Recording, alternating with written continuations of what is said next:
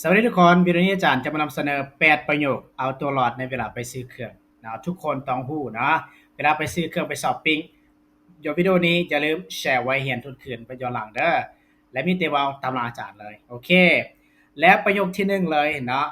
เฮาจะต้องได้ถามราคาเนาะถามว่าอันนี้ราคาเท่าใดเนาะสมมุติว่าเสื้อตัวนี้เนาะอาจารย์อยากรู้ราคาเสื้อตัวนี้อาจารย์ถามว่า how much is this how much is this อาจารย์จับเสื้ออยู่นะว่า how much is this อันนี้ราคาเท่าไหร่อาจารย์ถามเนาะ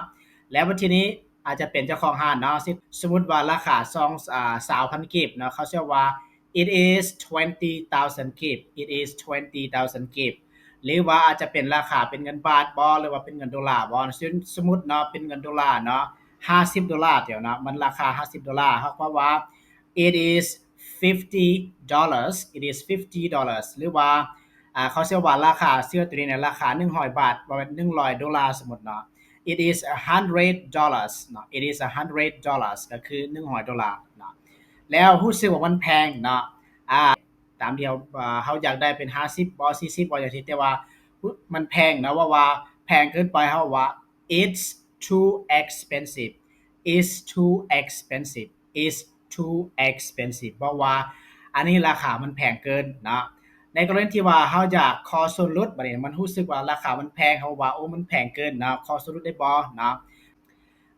can you give me a discount can you give me a discount can you give me a discount นะหมายความว่าลดราคาให้ค่อยได้บ่นะบัดนี้ผู้เป็นพ่อค้าแม่ค้าก็สิว่า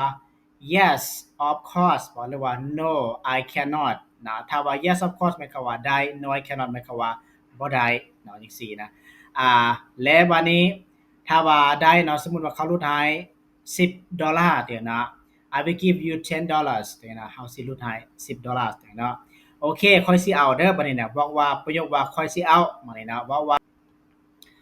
I will take this one นะที่ว่าโอเคอาจารย์สิเอาปึ้มสิเอา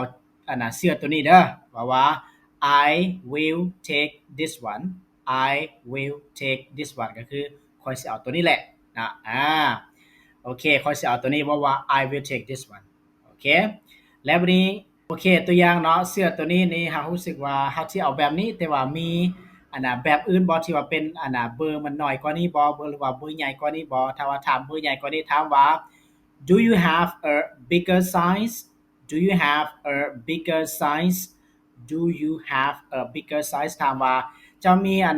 เบอร์ใหญ่กว่านี้อีกบ่นะถ้าเฮาอยากได้เบอร์น้อยก็ถามว่า smaller size เนาะ Do you have a smaller size? จังซี่นะถ้าว่ามีเนาะเขาเจ้าก็สิว่า